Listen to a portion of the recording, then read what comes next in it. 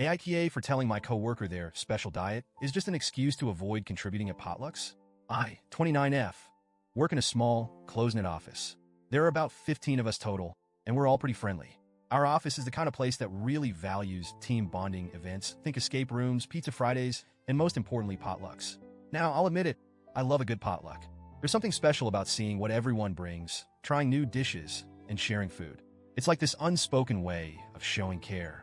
Sue brings her famous buffalo dip. Tom always shows up with his incredible smoked ribs, and I've got my lasagna that everyone raves about. More on that later. We usually plan these potlucks a couple of weeks in advance, so no one's blindsided. And the rule has always been simple. Bring something to share. It doesn't have to be fancy. If you're not a cook, pick up chips, cookies, or soda from the store. Just contribute. It's more about the effort than anything else. Enter Jake, 34M. Jake joined our office about a year and a half ago. At first, he seemed nice enough, quiet, kind of a keeps-to-himself guy, but perfectly polite. The potluck issue didn't come up right away because our first couple of events happened when he was still new, and people cut him some slack. But as time went on, something became very clear. Jake never brings anything. Ever.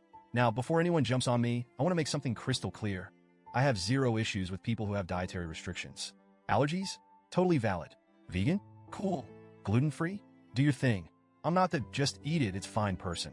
I respect people's choices and needs. But Jake? Jake claims to follow a special diet.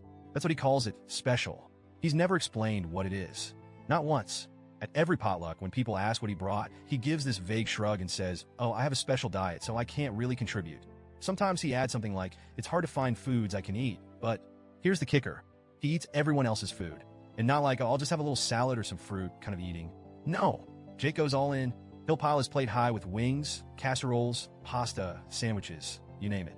Foods that don't seem to fit into any obvious dietary restrictions.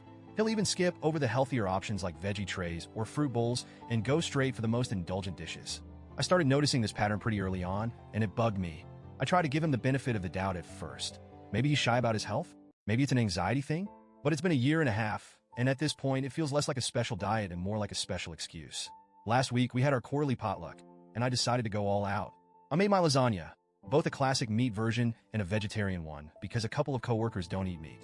I don't want to toot my own horn, but I perfected this recipe over years. It's one of those dishes that people ask for at every event. I stayed up late the night before prepping it, layering the noodles, sauce, and cheese, and I felt good about it. I even packed the trays in cute thermal bags to keep them warm. The day of the potluck, the break room was buzzing with energy. Sue brought her buffalo dip, Tom had his ribs, and someone else picked up a giant Costco cake. Everyone was chatting and complimenting each other's dishes as we set up the food table. Then in walks Jake, empty-handed. At this point, I knew it was coming, but I still felt that familiar irritation bubble up. Jake strolled over to the table, looked around, and said his classic line, "Oh wow, everything looks great. I'll see what fits my diet." I watched as he picked up a plate and went straight for my lasagna. Both trays. Now, I'm not exaggerating when I say he took a huge portion. Like the kind of portion that makes you wince because you know someone else isn't going to get a chance to try it. I stood there watching him, and something inside me just snapped. I said, "Jake, if you can eat all this food, your special diet doesn't seem like much of a restriction. It just seems like an excuse not to bring anything." The room went dead silent. You know that feeling when you realize you've just said the thing everyone was secretly thinking? Yeah, that. Jake froze mid-bite. His face turned red, and he mumbled, I didn't have time to cook." I shot back, "That's fine, but you could have picked up something simple. Chips? Soda? It's not about the cooking. It's about contributing." He didn't say anything after that. He just put his plate down, muttered, "I think I'm going to head out," and left the room. The break room was awkward after that. A couple of people whispered, but no one outright said anything for a while. I felt this weird mix of satisfaction and guilt. I said what I said, and I meant it, but I also didn't want to humiliate the guy.